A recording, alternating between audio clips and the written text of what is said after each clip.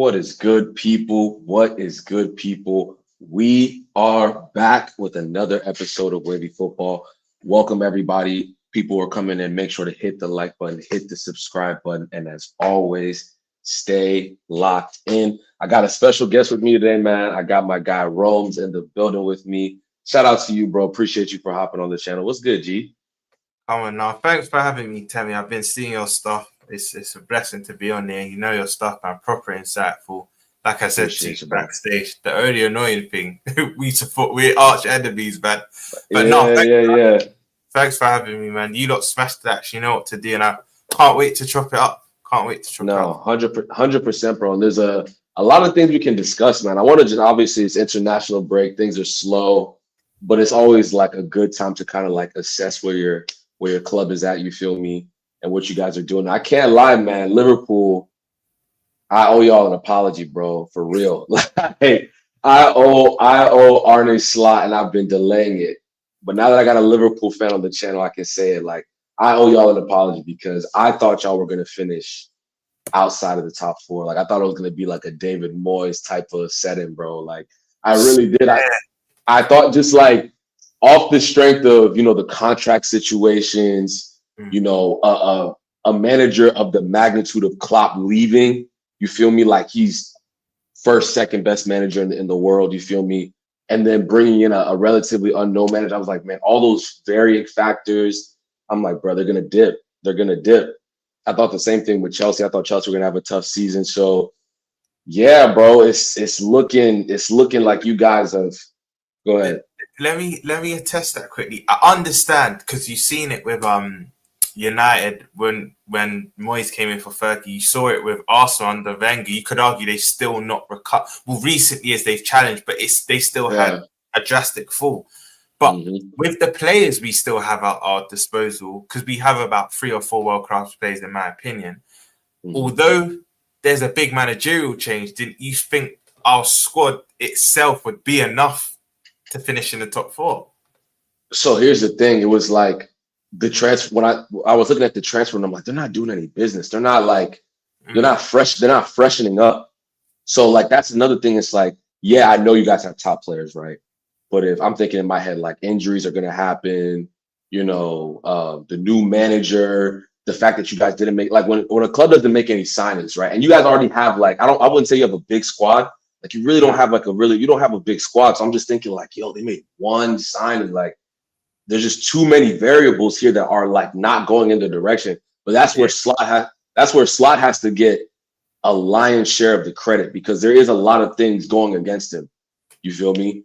Like to have the contract situations is just like that's never easy, bro. Like it's Liverpool are making it look like this isn't a big deal. But when you have like your like 2 or 3 of your best players, like this is like hanging over the season, but you're still managing to keep pace and be in first place. Like that's kind of crazy to me. Do you know what? You're right. That's testament to him because, by the way, those 3 contract situations still aren't resolved. They're still not resolved. That's the thing. The fact that I know what you mean, the fact that he's almost kind of, by the way we're playing football, by the results we have, by us sitting on top of the league, it's almost as if I'm not going to say people have forgotten, but it's made the contract situation not as apparent. Whereas, let's say, for example, we were 5th or 6th. Right. These contract situations, for me, will be magnified even more. I feel like every international break they come back, because the football stops and they all go with their countries, you start kind of looking at things internally. Now, from the echoes we're kind of hearing from the Liverpool outlets is Van Dijk will sign. Trent, for me, I've conceded that he leaves. I'm at the point where if Trent stays, I'll be pleasantly surprised. I just think he's achieved everything he needs to achieve here. He's a legend in my opinion because he is from the area. He's what we call Scouse, right? I feel like a lot of Scousers feel he owes them a loyalty, especially to receive some sort of income for his departure. But I think Van Dijk and Salah are the 2 that will stay. Salah will be quite complicated, but there's a lot of noise that he's now willing to actually stay on the salary he's on now, which I believe is 350k base, and the rest are incentivized. But I think Trent will be the one that leaves, but it's gross negligence for us because you said it earlier when you opened up the segment, they're our three best outfield players. They're literally our three best outfield players, and we literally get all of them going back to their, all of them run down to their at the last same 6 time. months. It's gross negligence, bro. But you're right. I think this is a good hallmark of Klopp, that we're doing so well, almost like it's not. We don't have to think of it as much, but it's times like this where you do, because we need to get them pinned down. If not all three of them, at least 2 out of the 3 it is tough. But yeah, Slot's coming and done amazing, because you know the irony, Temi, because I know we're going to speak about Amorim probably a bit later in the show. Amorim and Hansi Flick were my 2 options. So once Klopp left, they were my 2 options. So the fact you've got Amorim has annoyed me, but we'll get onto that later. Slot, I'm not going to lie, bro. I had to do my due diligence on him. I didn't know much of Slot. I know, similar to Ten Hag's record, he had won a league in Eredivisie. But again, a lot of times Dutch managers don't really translate well into the Premier League. So I didn't really know much of him. But what the moments I was getting when I did my due diligence is that he is similar to Klopp, as in he is high energy, but it's a bit more controlled, and he's a bit more solid, and he likes more technicians. Klopp like your more workhorses and your industrious players, where he's more, no, let's get the ball down, let's keep it ticking. But he's been a breath of fresh air, because we might not look as aesthetically pleasing the way we play, but we're getting the results. And if you ask me, I would take 38 1-0 wins if it meant my team winning the league. I just want to win. And then I just want to win. But the fact that we're top and we're playing maybe not as entertaining as Klopp, but it still is a nice style of football. I can't complain, bro. And obviously there was that narrative that we hadn't played anyone. We played the champions of Germany. We've played. I know some people might even laugh at United. I know they'll say Ten Hag tax, but we've come to United with better teams. Old Trafford. Exactly. It's Old Trafford, bro. With us, it's always been more of a mentality thing. And in fact, we gave you a 3-0. I was impressed with that. We played AC Milan. They've got a lot of heritage in Europe. We've now played Chelsea in the league. We played Aston Villa, who are flying back in of last season. Not started as well this season. We played Arsenal, got a point away at Arsenal. So now that narrative, we've not played anyone. We're running with it, Liverpool fans. We're making a joke out of it. We still not played everyone, but I think we have a big up, Staffy. That's another one about us. I know, bro. Time. But yeah, I think the best and another hallmark of a good manager is improving plays. Now, Ryan Gravenberch, for me, along with Caicedo, they've been the best two midfielders in the league this season. We hardly saw him last season because maybe Klopp thought he wasn't as industrious, but Ryan Gravenberch, he's improved. One of the best midfielders in the league now. Konate, in my opinion, I was very critical of Ibi Konate. The talent's always there, but for me, he was very rash. Sometimes he would make needless fouls. He would engage when he doesn't have to. Arne Slot put his arm around him and said, just chill out. For me, he has been one of, if not the best centre-back in the league this season. You could say he's even been better than Van Dijk, and Van Dijk's been back to his best this season. So that's a testament to And Luis Diaz. Now, you would remember in the 2 games against yourself back end of last season, the league game where we drew 2-2 and the FA Cup game when you beat us 4-3. Luis Diaz, the back end of last season, I know things happen with his dad, the kidnapping, and it can play on your mental. But for me, I was one of them fans that said, if we receive a nice bid for him, let's entertain it. Because for me, he's a good footballer, but there wasn't enough output. He shut me right up. And that's the thing with football. Like, it's okay to be wrong. If someone proves you wrong, it's a good thing because it's for the betterment of my club.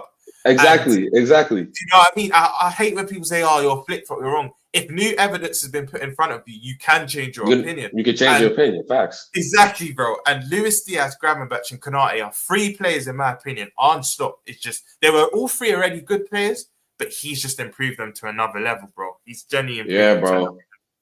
No, he's got to get a lot of credit, bro. And it's tough to say that. It's really, as a United fan, it's like, damn, like, and Arsenal fans too, y'all got to hold that. Like, if this man manages somehow to win this league in his first, if he somehow manages to do that, bro, a lot of head coaches are going to lose their job, bro. Like, a lot of coaches are going to lose their job, bro, because it's like, how did he do that? And I think for me, it's like the Gravenberch example is the best example because I wanted him at United. Like, I was like, yo, this is the number 8 we could get. And he transformed him into a different profile of player and like elevated his game. It's like we didn't even know he had this in his locker, and and he's doing things that we didn't think he could do. So it's impressive. Like, yeah, he played as a 6 sometimes, and in the Eredivisie or whatever, but it's a whole nother ball game. You feel me? So I think improving Gravenberch to do with Diaz when he's playing out of his mind right now. You feel me? So it's interesting, man. It's interesting, and the thing for me is like what happened. Like, I don't think y'all will win the league simply because like I think there will be an injury. Like, it's just inevitable. Like, and I don't think you guys have the squad to overcome. Like, if a Van Dijk gets hurt, or if a Salah gets hurt, it's like, how do you recoup from that? Yeah, Chiesa's a good player. I haven't seen enough of him this year to be like, enough of his cameos to see what he's done. But good player back in Italy. I just don't know if you guys have the squad, and I still think City are going to win it. I really do, because they just have the. Do you know what, Temi? At this point, Chiesa is a hologram, because I think he's played since coming to us, he's played about, I believe it's 65 to 70 minutes since coming to Liverpool. So, and what's annoying is I was one of the fans defending him. When we signed him, you got a lot of the rival fans saying, "Oh, he's injury prone." It's like, hold on, he played the most minutes out of any Juventus player last season. So I thought, hold on, he's turned a corner. Maybe we're getting a player that's overcome, because I think he did his ACL on one leg, and I think it was his ankle on the other leg. I can't remember the exact injuries, but yeah. And then rival fans are like, cool. The intensity from the Italian league to the Premier League hold up another level, and they were proven right at the end of the day. It's come out that we're giving him a mini pre-season, so we want to get him up to scratch again. But you're right, that we signed a keeper, but to loan him out again. So he's for the future, but we haven't really signed anyone that's come into the fold and played week in, week out. Would have been Chiesa, but obviously he's injured. But the Liverpool fans watching this won't be. I'm someone that's quite rational in my takes, and I'm very balanced. And I have a similar opinion of yourself, that I don't think I think we've got the 11 to win the league. I think our 11 is as good as ours. Yeah. Absolutely. It's better. It's better. And you're right. This is sport. Injuries are inevitable. One thing I will say, Temi, though, another way I think we can win this league is if everything aligns. When we won the league in 1920, we hardly had any injuries. I think it was Joel Matip, and then Joe Gomez came in for him. But in terms of our 11, 9 out of 10 of them stayed fit from start to finish. And I think our early Champions League exit, I don't know if you remember, we played Atletico Madrid, and Adrian had a howler that game. But I think that helped, because we got knocked out of a lot of the cups, and then we just focused on the league. Then obviously COVID hit. But for us to win the league, right, I think City have Spurs next, and that is their bogey team. We've got Southampton, which I would expect us to win, but in Premier League, no games are given. Let's say City lose to Spurs, or not even lose. Let's just say draw. Yeah. And we beat Southampton, which I expect us to do. We then have Man City after. I will say with chess, Temi, if we go 10 points clear of City, they've clawed it back before with games in hand.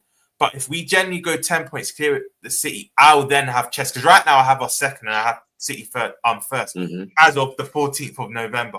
But if they drop points in their next 2 games, I'll explain what is this? Basically, what are they saying, bro?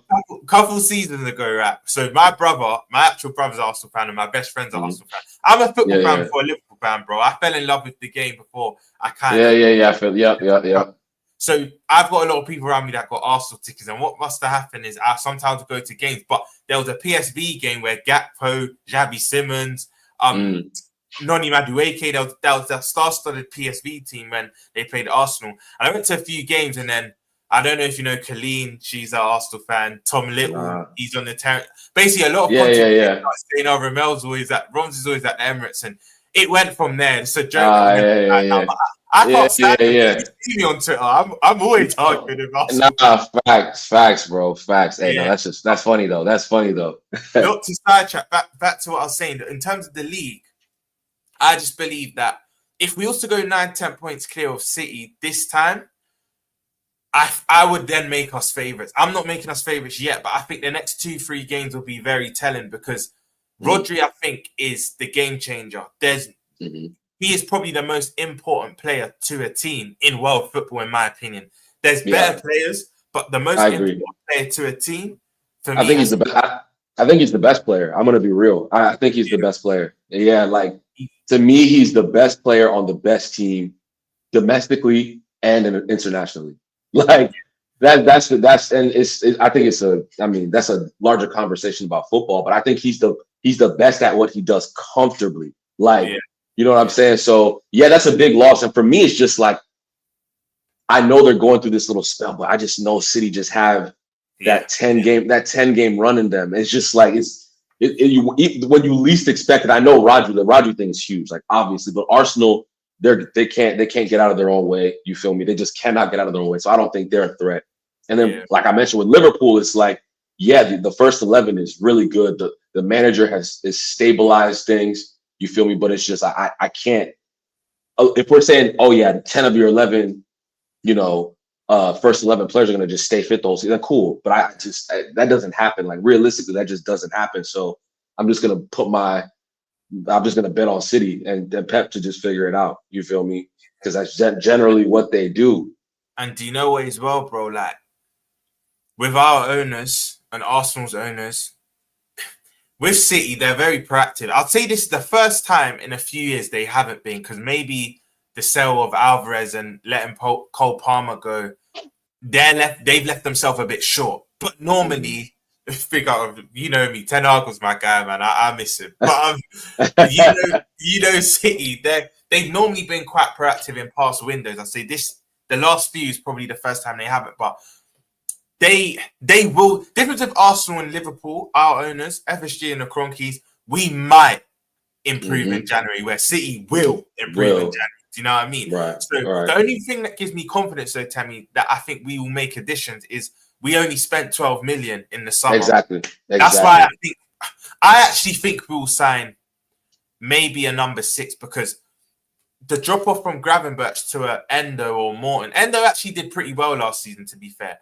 But Tyler Morton, they're not your 6s that you want in a title race. And God forbid, Gravenberch gets injured. If he does, it's not enough for me to carry us to the league.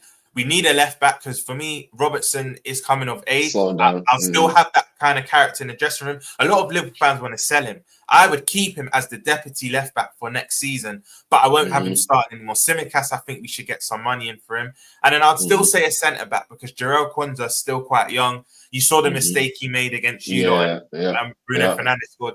I think he'll be good for the future, but he's still quite young. And Joe Gomez, I think he wants regular first-team football, so eventually we're going to have to buy a centre-back, because Konate and Van Dijk, for me, the best partnership in the league right now. If one of them gets injured, there is a gulf. There is a gulf there. But I do think we spend in January, and I just feel, Temi, if we're 9 to 10 points clear with additions in January, I'm someone that doesn't like to go early, bro. But I will now come out with chest and say, look, I think we can win the league. But I'm not going to say it game week 11, and we still not even played our title rivals yet. And even Arsenal, Temi, that I don't think they win the league. I'll put that out there from now. I do not think Arsenal win the league, but I think now you saw Odegaard's impact. He came back. He made that. He played that assist, and I think to play 90 minutes after having all them months out, I think Arsenal weren't playing well when he was in the team, but they were winning games. Since he's come out of the team, they're actually losing games. So I think now Odegaard's back. I think they win games, but it still won't be how it was a couple seasons ago when they were blitzing teams. I still think it'll be a boring style of play. It'll be quite defensive. But I think even Arsenal closed the gap to us and City. Again, they won't win it, but I think they will get themselves back in this race. I think people writing Arsenal off after 11 game weeks, I think that's a bit too premature. But I think to the wire, it will be us and City. I never write off City, because I think it was the 21 to 22 season.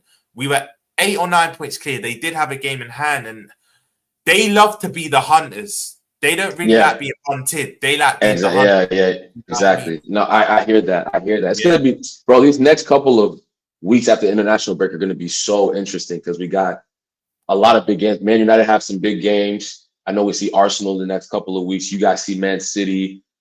City sees Spurs. So it's like it's a bunch of different games. So man, we're gonna see. I wanna talk about this whole David Coote thing, man. I want to get your take on this. I haven't got a chance to hear your take on this whole David Coote situation, bro. What are you saying on that?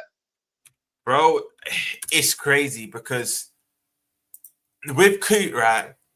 I don't have time to be digging up old games, but you know, the internet just does that. He obviously, what he said again, I don't condone. I don't know if you know the history between England and Germany, but there Yeah, a are little bit. Mm-hmm. it still is. It is racist. I have to call it out for what it is, right? He Mm-hmm. doesn't like. In most professions, if you've got someone screaming in your face, and whatnot, you're not going to like them. But now, what's happened is you look at some of the key games in our title season, season where we're going for the title. Remember when Odegaard was playing handball? He was on VAR for that. Mm-hmm. Rodri's handball at Everton a couple seasons ago, which was stone wall. It literally hits him there. He was on VAR for that. And then even the weekend just gone, right, I was at Anfield, and I don't know if you watched the highlights. Leon Bailey takes down Salah just before Nunes scores, and he literally waved it off. I was so confused. I was like, he waved it off, and if Nunes doesn't score that goal, it should be brought back for a penalty, and he doesn't. So now this has come out, what he said about Klopp. There's now obviously this outrage that, look, is he's got a bias against Liverpool. I think he's originally from Manchester himself. But I just think with everything coming out, because these videos are that video of Klopp's quite old. And then you saw the one of him officiating during the Euros, of him, obviously, I don't want to say it on YouTube, but we saw the video going around of him taking a certain substance. Yeah. I just think with him, I honestly believe he's been... I think he's outraged. He won't. For me, I don't think there should be investigation. I think he should just lose his job. Like the proof's in the pudding. But I also believe he's been blackmailed, because if these videos are this old, I believe someone's been saying to him, keep giving me money. Keep giving me money. Bro, they definitely held that man under ransom, bro. They held that man under ransom because it's like, how is this coming out now, bro? It's so, to me, honestly, I'm not gonna lie.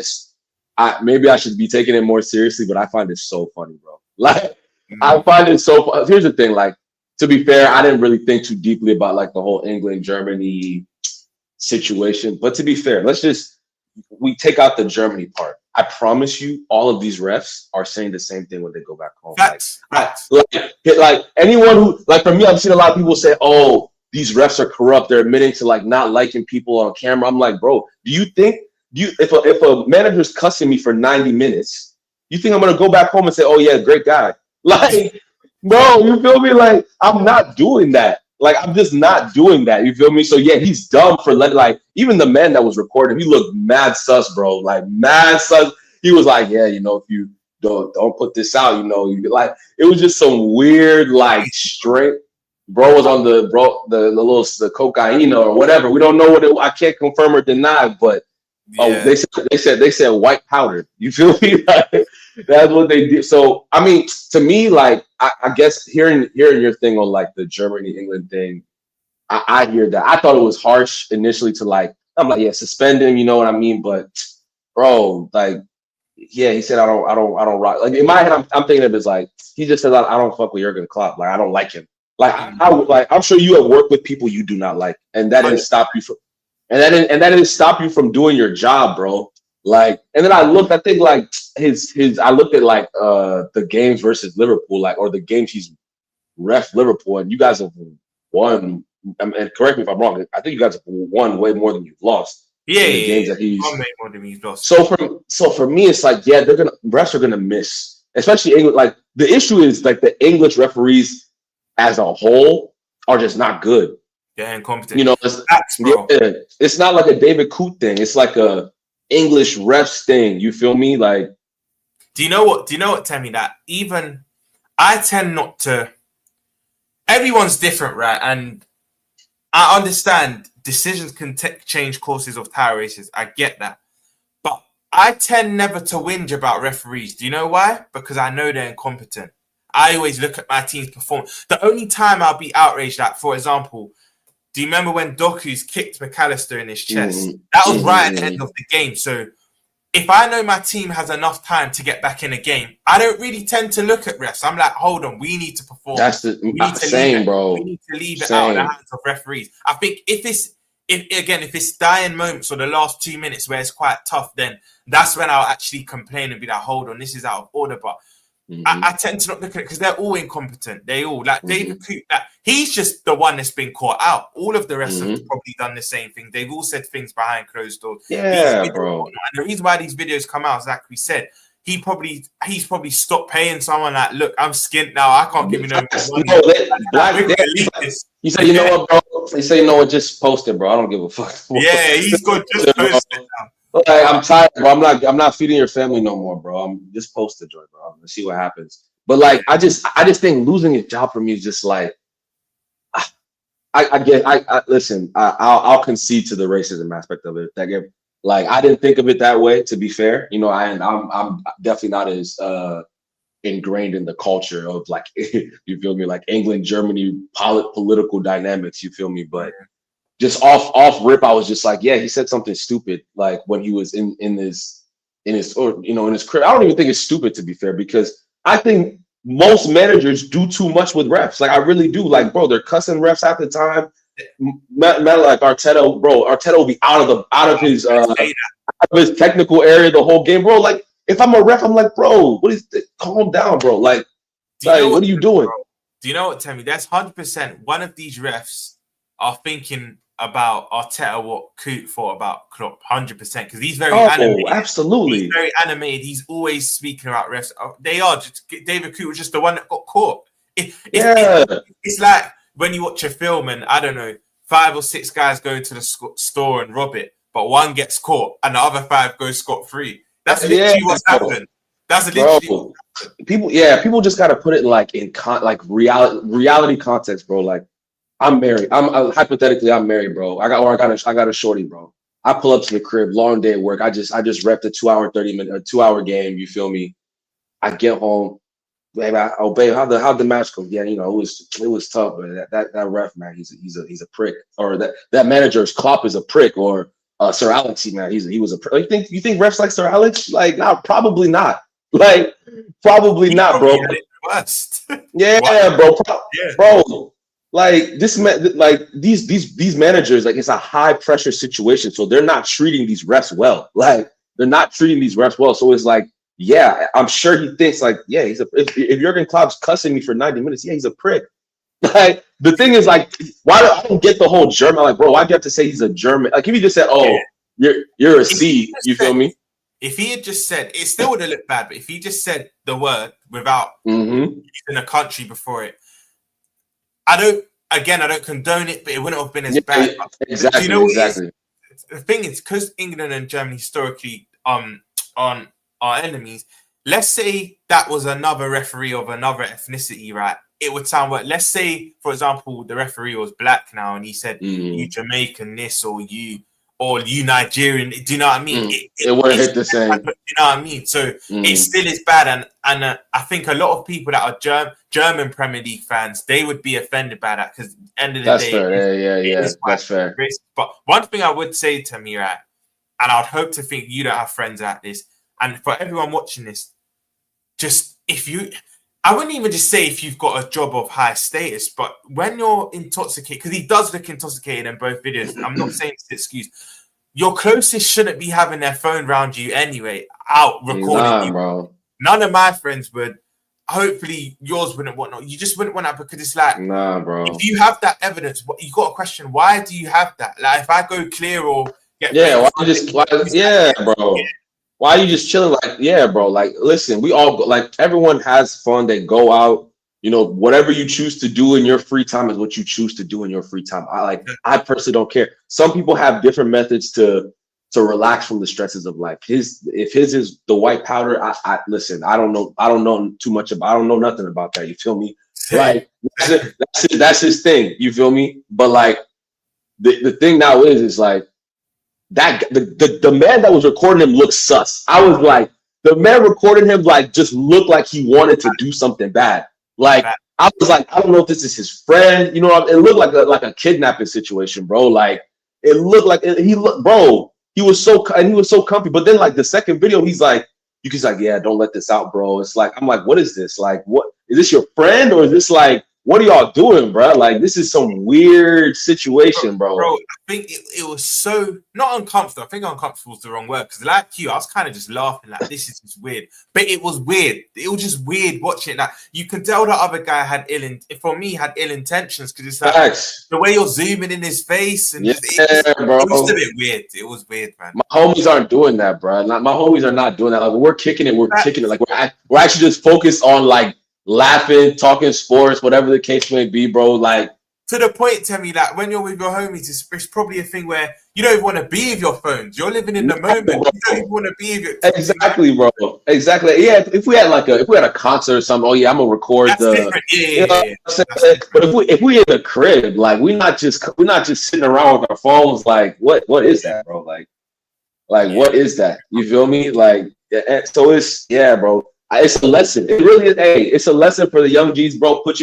When you're doing what you're doing, bro. Hey, shut that shit up, bro. Like, it's a lesson, bro, because it's like he's probably going to lose his job off this. Like, it's probably done for him. Like, he at least in England, he can never ref at this level because of a 30-second clip of him saying something that he would never say publicly. He'd never, like, obviously he'd never say, like, people behind closed doors, they say things they would never repeat publicly. You feel me? But like, it's just a lesson, bro. Just don't bro. Not everybody's your friend. You feel me? Not everybody's your friend. Not everybody has your best interest. You feel me? Facts. And bro, I saw today, bro. I don't know if you've seen it. There's a big Twitter account called Stokey something, and he released a thread, and there's been more things to come out now. But apparently, Coote's been speaking to underage girls or underage boys and telling them to strip. It was crazy, bro. It was crazy. So even more is now coming out, and again, obviously, they're going to investigate the messages and that. But if it's found to be true, he's definitely done because on top of what we already know, this is now some illegal stuff. Do you know what I mean? Yeah, bro. Yeah, bro. It's crazy. It's crazy, bro. I didn't even. I saw like some Daily Mail, but like there's certain outlets I just don't trust. So when I see it like pop up on Twitter, I just kind of disregard it. But that's crazy. That's true. That is crazy, bro. Like it's insane, bro. But it's gonna be the England, bro. The PGMOL has a lot of work to do, bro. Like they have a lot of work to do because it's like every year it seems like there's just this drastic controversy. And I'm sure you watch football in other leagues, bro. It's like really not. There's not like when I watch La Liga or if I watch the Bundesliga, you feel me? If I watch Serie A, like you'll get the occasional controversy, but it's like VAR is not a like you don't have VAR controversies. Like you feel me? Like it's just so different. It's so different. Temi, do you know the funniest thing, bro? Yeah, we on Sky. I don't watch it, but I see it. I see people tweet about it and whatnot because I just don't really care about refs in general. But we've actually got something called Ref Watch. The fact they have a show designated to bad decisions. Do you know how crazy that is? That's crazy, bro. That's crazy. There's a show designated to bad decisions that happen weekly because they know there'll be bad decisions. Like you said, in other leagues, you're going to get bad decisions, but it's limited. It's limited so much more. Wait, hold up. Let me. You guys have a show where they show all the misses. Like all of the refs. That's so, bro. It's called Ref Watch, bro. It's called Ref. That's crazy. I did not know that, bro. It's crazy, bro. Bro, back in the fact they had to make a show knowing each week there's going to be a controversy. That's why I've started to think to myself, do they purposely make bad decisions so they can be the talking point? Like, do they have what's the word? What's the word when you're live for the party? Kind of all eyes on me. Main character syndrome. Yeah, that's it. You took the words out. Do they have main character syndrome? Like, do the rest want to be a talking point every week? Because the fact you've got a show, it's recent. I think Ref Watch has been on for about the last two seasons now. It's that's recent. Crazy. And they basically have a former ref. His name is, I think is it Brian McDermott? Something McDermott. I'm not sure what his first name is. His second name is definitely McDermott. And he was a ref from, I think, when the Premier League started, from 1992 to about 2007. and they'll ask for his opinion. So he's on the panel weekly asking about this decision. And you remember Howard Webb as well? Him and Mike. Yeah. I think they're based in America there because their show doesn't get televised here, I think. But I think they're on the Premier League American networks. And maybe they've got a show over. I don't think it's called Ref Watch, but they have like a weekly segment where Howard Webb goes through the decision. It's like the fact that you've got a show designated to this, you just know there will be ample decisions each week that are crazy, but it's mad. They're just all incompetent. Temi. I personally don't even speak about decisions. I just look at my team now because I know. And the thing is, I don't think the only way we'll tackle this problem. There's a lot of tribalism in football. I think, like, let's say a decision goes against United, I need to call it out as a Liverpool. If a decision goes against us, you need to call it out. The only way we're going to tackle this problem is if we get rid of this tribalism and everything comes to one. But that will never happen because let's say you're now in a title race and a decision goes against Arsenal or City that benefits us. All of our fan base ain't going to be honest. Vice versa. Let's say a decision goes against us that benefits them. This will never be tackled, bro, and that is that's the harsh reality about it. But it just won't. Nah, what really needs to happen is they just need to like modernize, bro. They really just need to modernize that. Like, you know, we don't have semi-automatic VAR yet. Like that's one thing. That's like, how did that? That's the Premier League is the biggest league in the world, and we're behind the times on like the most important technology in the sport. So it's like how like that off rip. That's a mistake. Off rip. Do you know one thing I love that your sports do? I know NBA and NFL have it. I'm not sure if baseball do because they're your three biggest sports, right? Baseball, NFL, and NBA. I used to be against this, but I'm not against it now because there's just too much. There's too much controversy in our game. I'm now for refs being mic'd up, so we. Can bro. I was gonna say that. I'm for it now. I'm actually for it. I never used to be, but I'm for it. And bro, that 100. That's what I was gonna say next. And on top of that is like we have access to like what they're saying in like the VAR boost, right? Or like we like in the NBA, there's a place called Secaucus, right? So like, we can hear what they're saying in Secaucus. You feel me? So like all the decisions, like there's a why. Like like you like in the Premier League, like we wait for a decision and then you just get offside, no offside, penalty, no. There's no like explanation on how they got to the decision. So then it just creates more buzz, more controversy. Like, and it's a really quick thing. You look at the VAR, you confer, the refs confer, and then they say this is what happened. Yeah. You feel me?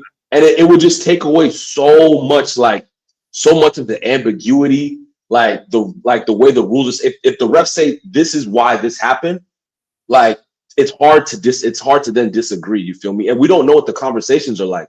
So like they're having these discussions, and it's like, what are they talking about? That's what people say. Oh, it's corrupt. I don't think they're corrupt. I just think they're very, very poorly managed. You feel me? Like it's very antiquated for a league of this caliber. You feel me? Like if we go to international, like in the Euro, semi-automatic VAR, the World Cup, semi-automatic VAR. I think France has semi-automatic VAR. It's like these are like the Premier League should be on the forefront of these things, not like behind the eight ball. You feel me? So yeah, bro, they just gotta. That's why I think they're behind. I think it's intentional because they know the right thing to do. But I almost believe this is now part of our culture, getting things wrong and speaking about it, which I don't agree with. But I think they're purposely not trying to modernize the game because, like you said, Euros has it, Champions League has it, semi-automated. Yeah. And because the thing is, right, I've always said VAR isn't even the problem. It's just the refs themselves because we know in life there will always be human error. They are humans at the end of the day. You've got VAR to literally rectify a bad decision, a clear and obvious error. VAR is science, bro. Like it's like VAR is literally science and technology. Like it's hard. It's like the error there is almost non-existent. Because even remember our game against Spurs, right? When Luis Diaz scored a completely legitimate goal. That's human error, but they didn't even go to VAR to check it. And it's like sometimes I feel refs know, hold on, this decision is actually 50-50. I should go VAR. And I don't think they do go VAR. And I feel that, again, I think they've got main character syndrome. They know after the game, big talking point, more traction for us. I genuinely think it's intentional at this point, Temi. That's the Yeah. only explanation I have for this. Yeah, bro. I think they'll never do this too, but in American sports, we also have the challenge system. You feel me? Like for instance, or in tennis. Let's use tennis as an example. Yeah. I'm sure, like you get like tennis. I think you have two now, but back in the day, you had one. You got one challenge, right? If you got it wrong, I love tennis. You have three challenges per set. Yeah, exactly. So it's like now it's like once you lose that, you feel me? So and the thing is that those are quick things. Like, okay, if you challenge, it shouldn't take more than a minute 30 to make a decision. And then we keep going. You add maybe at the end of the extra time, we get 5 minutes or whatever. So you know what I'm saying? Like, it's just, there's a way to make it more efficient. You feel me? There's a much better way to make it more efficient. But I guess you're saying it's a culture thing. It's a talking point on television or whatever, because it's crazy. Like, it's gonna get to a point where the product, I don't think it's affected the product in terms of like marketing, revenue, all that stuff. Like, I think the product is still making a ton of money, but it could get to a point where the product begins to like, people are going to start turning away. Like, I'm done with this. Like, what are we doing here? The sport is not being played properly. So yeah, man, it's gonna be interesting still, bro. It's gonna be interesting. You said Amarim was your one of your top two targets. Are you're a little fear nerves when it comes to Ruben coming to Old Trafford, bro? Do you know? Let's speak about your last 18 months, right? When you were linked with, we are both linked with Qataris, but FSG, I don't know if you remember, put out that thing we want to sell, I think, a minority stake or some of the stake of our club. Then that got shut down quite quickly. We weren't. But you lot with Sheikh, I think his name was Sheikh Kassim from Qatar. Yours looked very likely that it was going to happen. Rio spoke about it. He did the video about it, whatnot. And I feared the worst because you've been a sleeping giant as it is. Your superpower as it is, right? And with that influx of money, and it wasn't just for the squad, it was for the area. They were going to add infrastructure to the area. Kind of what Man City have done. They've built exactly. Yeah, the gentrification's crazy at their club, and you lot were going to have the same thing. When that broke down, I loved it because United and Liverpool, like, you're the only club I hate. I might dislike other clubs, but United and Liverpool, I think it's not even just football. From a geography standpoint as well. There's a lot of history to it. The dots. You've had a group called Oasis. We had a group called the Beatles. In every way, the cities are just rivaled, right? So when that takeover didn't happen, I was gassed. I was like, you know what? Nothing good really comes out of the Glazers, because your problem's never been spending money. It's just been spending it in the right way, right? Exactly. And when Ineos took over, I thought, Sir Jim Radcliffe says he's a United fan, was a Chelsea season ticket holder, whatnot. But they bought the club. Then I wasn't panicking. But then when you started to sign real football, because you had accountants running your club. They all went to the same uni, I think, Murto, Woodward, all of them. Then when you got rid of them, I was like, hold on a minute. As much as my club's doing better than theirs, I still have to keep an eye on it. Because ultimately between United and Liverpool, two biggest clubs in Britain, I think the reason why we hate each other is also because we respect each other. A lot of people won't admit this, but we respect what each other's done. Do you know what I mean? And with how we're the most successful. But when you start to pick Wilcox, who's got a good footballing background, Barada, there's another one I can't think off the top of my head. That Brailsford guy, he's mainly good in cycling. He doesn't really know football too much, but I know Wilcox, Barada, and there's someone else who I can't remember, but he's within your football instruction now. I was like, oh, this is now worrying, because now they're going to actually start signing quite good players. And this narrative that United can't be successful under the Glazers is BS, because you saw it with Fergie back in his day.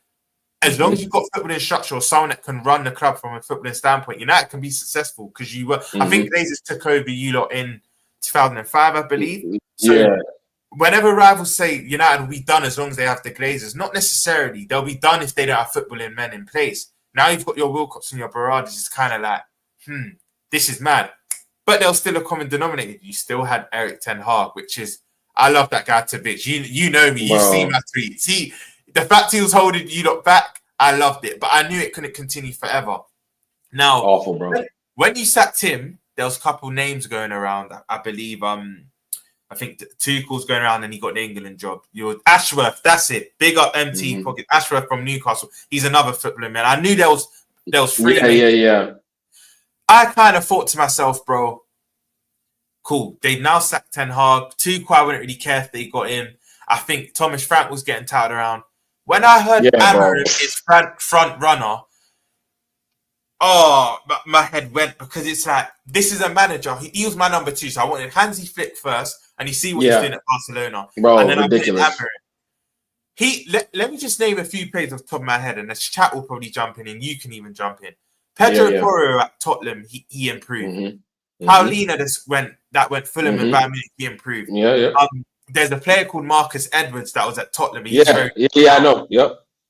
Gyökeres from Coventry. He was playing second division here. Yeah, bro. Now look at him. Every club in Europe is after him. Enacio they have. That's probably going to need. Diamonte, Ugarte. I'm probably even forgetting Mateus Nunes. Like, there's so many players, bro, that he's improved. And Gonçalves, bro, he's improved so many players, bro. Gonçalves, another one. It's like, I believe players like, because I believe on a whole, I think United have to still do a lot of their squad. Trincao, you've got some Trincao as well. You've got some ballers, bro. Like, bro, your Kobe Mainos, your Amad Diallos, your Lenny Euros, like, you're real technicians in your squad. The Lig, Mazraoui, Xerxes, bro. I rate Xerxes. Yeah. A lot of your fans right now are very 50-50. I think he's they're just, bro, our fans lack the ability to process what a good footballer looks like, bro. I'm gonna keep it a buck. So many of our fans are so obsessed with like GA that it blinds them from like listen, I still think Xerxes, like, I'm not saying Xerxes been fantastic. Like, I'm not saying that one bit, but I'm still saying, like, you can see there's a player there. Like, you just need to give him a little bit of, like, he was always going to take the most time to get up to speed because of the type of football he's been playing in Italy. Like, it's going to take him more time.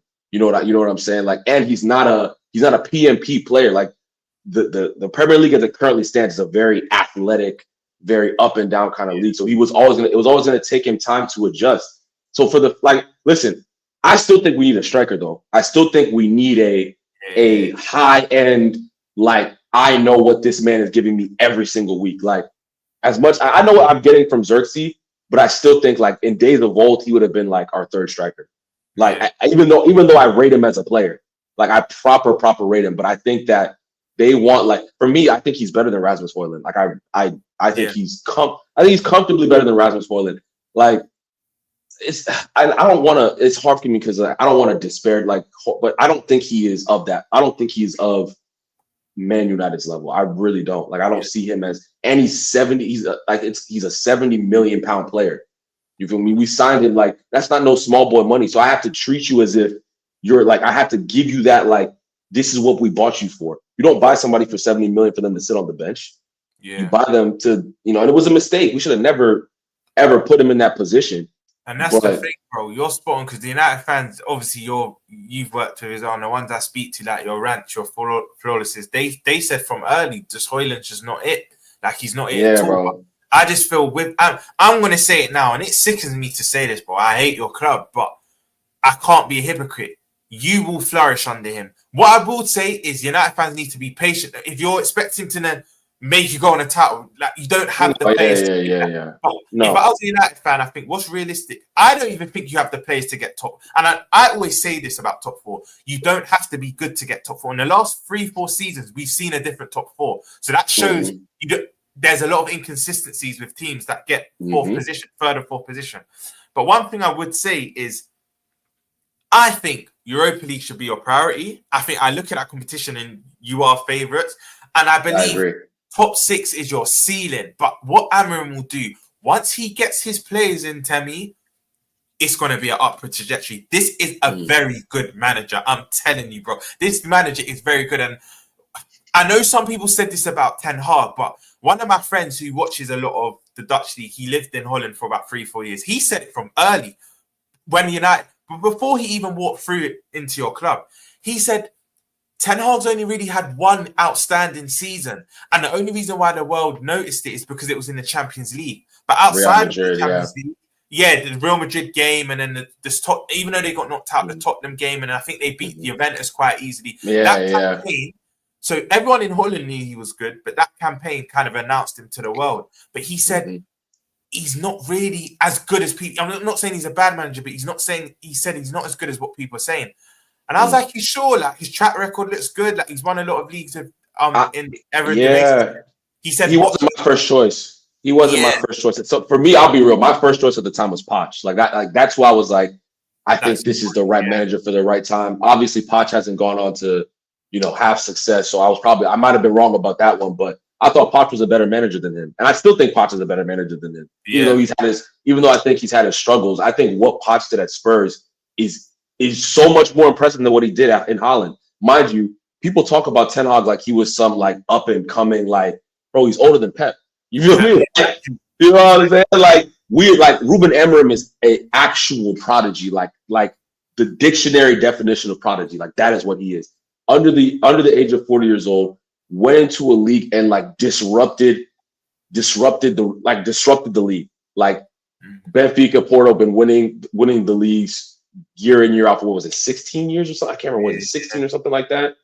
And won the league multiple times. Like it's very impressive, bro. So yeah, no, I'm excited. I'm excited to see a different formation. I think I'm just excited to get back to like just a baseline system. I'm not even saying he's going to do anything like transformative or, I think we just need to get back to playing like regular football. It's like basic bare bones, like football again.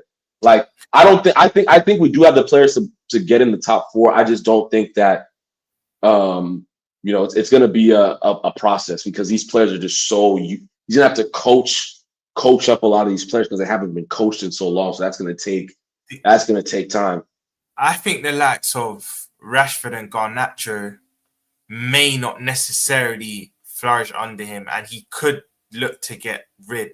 The reason why I say that is because I've done a lot of research on Amorim because from when I wanted him in my club.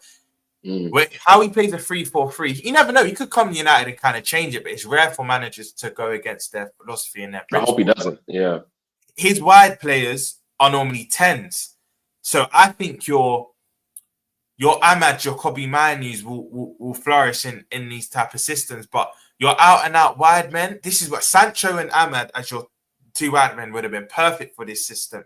But Rashford and Garnacho, they're more running behind. They don't really like retaining the ball as much. So, but again, good managers do improve plays. You've seen it on shot. So maybe he could get that extra 10, 20%. But I actually feel a lot of people saying you can't play the 3-4-3. I think department that is equipped to play it is actually your defense. Because Euro, who I wanted badly, I was so annoyed. I was on holiday when I heard that he's going to United, and I was so annoyed, right? Euro, Martinez, De Ligt, all 3 of them are sound on the ball. Even Maguire, listen, say what you want about Maguire, but on the ball, he's not the worst, let's say. For me, Maguire's more of a concentration thing, right?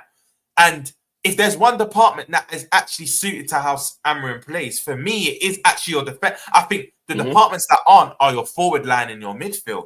I think your midfield, you've probably got Eriksen and Mainoo that are most suited. Bruno, I'll tell you. I think Bruno, it's going to be suited. It's got to be Castle Ugarte in midfield. I think that's what it's going to be to start it off. And I agree. Like we have plenty of center backs, bro. Like we have Euro, De Ligt, who's played in a back 3.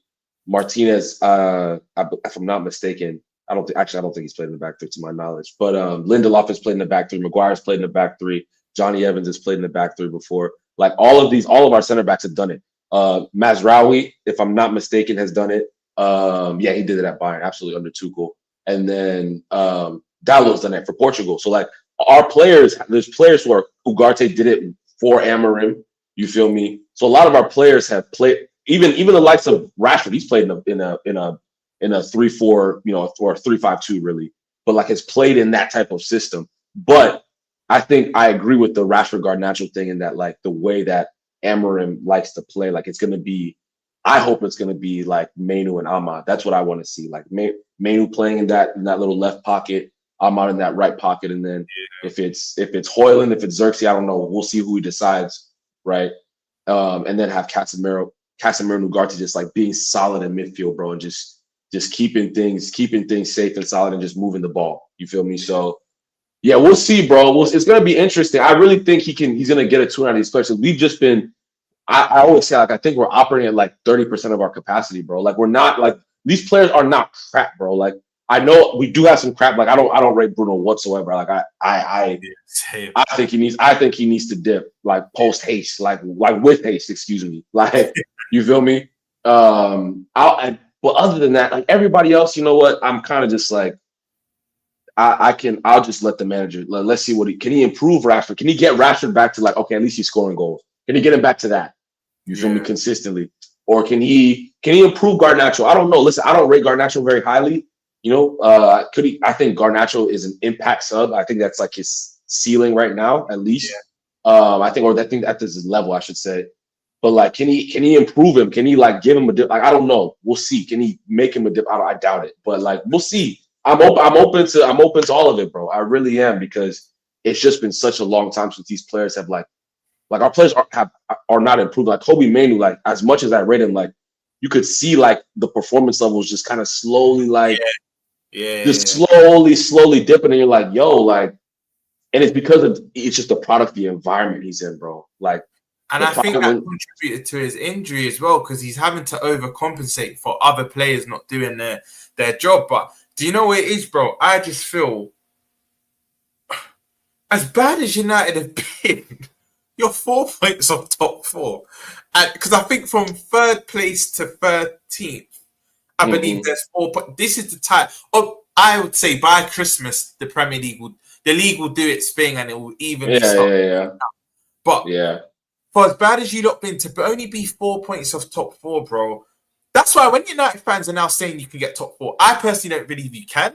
But it's not alien to say you can get top four, because everyone's so do you know what I'd say bar us, and this is why we're 5 points clear. Everyone has been so inconsistent. Even us. Look, I've watched football long enough to know we're even going to have a dip. I'm not saying we'll get dragged into a top four race, but we'll have a dip. And look, in the last 4 years, you've had Villa got it last year. The year before that, I believe it was Newcastle. The year before that, I can't remember if you got top four, but we've had a different top four in the last each of the last 3 seasons. So, you know what, United fans think can get top four, and a manager can change this. That you might not have the players at your disposal, but if you've got a good manager at the helm, everyone's singing from the same hymn sheet. Good things can be achieved. It makes me sick, but I think you've got a very good chance of winning Europa League. I actually think you might even win it, because he is a winner. He is a winner. He is a winner. Yeah, that's the thing. He has proven that he can win at a very high level. Even in Europe, he's had good results against big teams. So it's a good sign, bro. It's a good sign. And I think he seems like a manager that will put an arm. I think he'll put an arm around some players. Be tough with some players. Just I think he's going to be a good manager too. Because like Ten Hag, I think as bad as he was tactically, I think Eric Ten Hag might have been worse as a manager. Like he never had the changing room like singing one tune ever. Like it never ever. It was always somebody that was beefing somebody. Like he was beefing Ronaldo, then he's beefing Varane, then he's beefing Rashford, then he's beefing Casemiro. It's like then he's beefing Sancho. Like he just had so much. Like it was just so much dissension. You feel me? So I don't know, bro. I'm just excited. Like it's like a breath of fresh air. I'm not expecting us to go on some 18 or 10, 12 game on winning streak or something crazy like that. But I am expecting us to just look a lot better off the strength of we're gonna be more compact. We're gonna have. I think he's gonna pick the better players. I think he'll find out who the better players are quickly. You feel me? And Temi, he definitely, bro. He loves his technician. You've got to be technically sound on the ball. He's definitely, bro. You see how you've had Ahmad not starting, which was crazy. Crazy, bro. Crazy. The likes of put it like this: the players that are the best with the ball at their feet will all play. Yeah, bro. You only got to watch his sporting teams. He loves players that are sound. This is what I'm saying. Players that don't retain as much as your Garnachos and your Rashfords and low efficiency players. Yeah, the only reason why I see Bruno starting, because the irony is when the year Bruno left, they won the league. So, bro, I use that, bro. I say that all the time, bro. I say that all the time, bro. It's like the thing is, people need to give Amorim his credit because say what you want. Rival fans, you always do your thing. With me, it's like Jekyll and Hyde. I'm shameless on Twitter, but on streams is where I'm very objective, right? And say what you want about Amorim, but like to stop the dominance, Sporting hadn't won the league in 22 years. Oh, sorry, 19 years, I believe it was. 19, round that mark. To stop the dominance of Porto and Benfica, it's crazy. It's crazy. I think the last time Sporting had won the league was a couple years before you lot signed Cristiano Ronaldo. So to stop that dominance of them two teams, and then I think Bruno left in the January. I think he left to sign for you lot in the January, and then they go on to win the league, I think, the following year.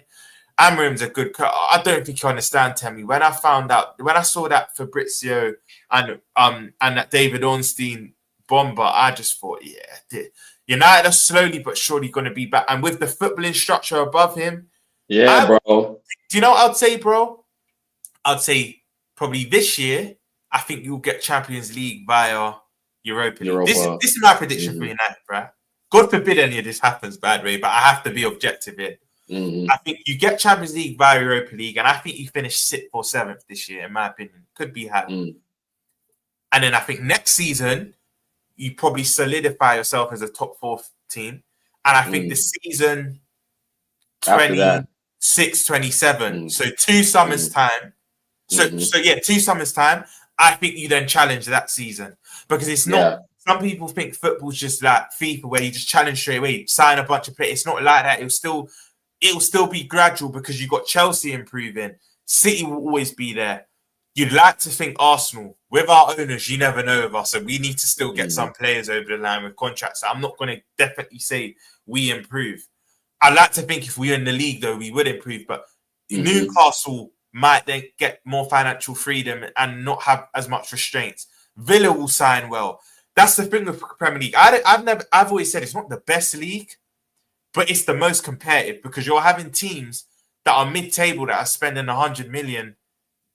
No other league can spend that. Your bottom half teams will just about be able to still spend 20, 30 million. So, yeah, man, it will be tougher. But I think United will be challenges maybe the next year or two. I don't think it will be straight away.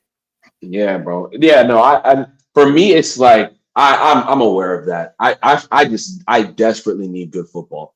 Like I just haven't seen good football in so long. Even the season where he finished in third, it wasn't good football, but I was satisfied because we were difficult to beat and we were winning big games. Like we were winning big games. So I was like, okay, if you're winning big games and we're difficult to beat, I can take that if we take the necessary steps and keep going.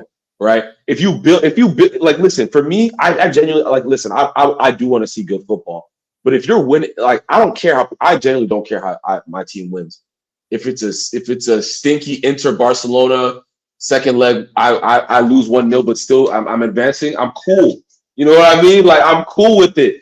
Like, I really am. So yeah, no, I think we're in a very short time. I think we will see just like, we might lose a game here and there, but like, we might be losing games due to like, we need improvements at this position. Like we see that the system is kind of working, but there's chinks in the armor because of, maybe this guy doesn't fit here, this guy, and we need to just address it.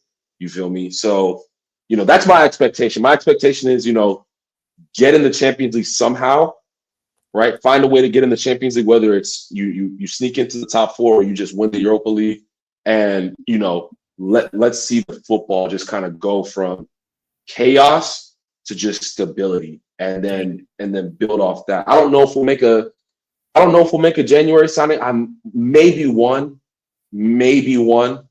but really his focus should be like, I'm going to take this crop of players we have, and like people are going to see that they're not as bad as they're not 14th place bad. They're not where do we finish? Eighth place bad. Like they're not that bad. You feel me? Like they're good enough to at least comfortably get through teams that they should get through, right? And be competitive in the big games, because we got to a point where we weren't competitive in big games. Like we're holding 3-0 to Arne Slot, that was his 3rd Premier League game ever. Yeah. You feel me? 3-0 to Spurs at home. Brighton popping us off the park multiple times in his tenure. Brentford Don't doing us forget dirty one time. 7-0. The seven, bro. The seven, bro. I think we held six. I think we held 6-3 to City. Yeah. Like Foden got his first hat trick. yeah. Haaland had a hat trick and Foden had a hat trick. Hat tricks Like, yeah, bro. So like, just embarrassing things. Like, I need that to disappear. You feel me? I just need that. Those things. I'm expecting that to disappear. I'm not expecting us to get popped off the park by Brentford and Brighton and multiple. I'm forgetting. I'm forgetting a lot too. Like, there's tons I am forgetting. Yeah. You feel me? But yeah, 6. I mean, I heard that. I think we'll finish fifth. I think that's my guess. I think we'll sneak into fifth place. We'll just And miss you know out. what, Temi? Depending how the other English teams do in the European competitions, that could even be enough for Champions League. Mm-hmm. We only missed exactly. out last season coefficient because the coefficient. Yeah, no but the way we're looking, man. The way we're looking in doesn't the coefficient have also stuff to do with like your league play as well? Yeah, Like, it does. It does. yeah. Right. So the way the Premier League's looking, bro, we might not like. Do you know what I would say, Temi, though, in regarding Europa League? Because Ten Hag left you in bad stead, right? We have to win games. Yeah. You have to probably win the remaining games now because I don't know where you are in the Europa League. But I can't remember. We're not in the safe spot. We're like in that spot where if you have to play a playoff or something like that. What I do know is in 4 games you've only got 1 win. So I know already that's quite. We need to win games. Yeah. Some wins on the board, but you should be all right. Yeah, I think we'll be all right. I think we'll be okay, even if he needs to win those games. I'll be real, but like, even if we are in a playoff spot, I still think we'll be okay. You know what I mean? But we'll see, man. We'll wrap up now, man. It's been a great stream, bro. Great conversation. Shout out to everyone in the chat. Shout out Jazz. Shout out Michael Boy. Shout out MT Pocket. Shout out T-Fed. Shout out Uthman. Shout out Noah. Shout out Jerome. Shout out Staffy. Shout out Shambles. Yeah, bro. Appreciate everyone who showed love, man. Appreciate everyone who showed Rome's. I appreciate you, my brother, for hopping on the stream. Hopefully I can get you back on soon, bro. Continue the combos when the league starts, man, and keep on doing this, bro. But guys, make sure to hit the like button if you haven't already. Hit the subscribe button, people, and we will talk very, very shortly. All right. Deuces, people.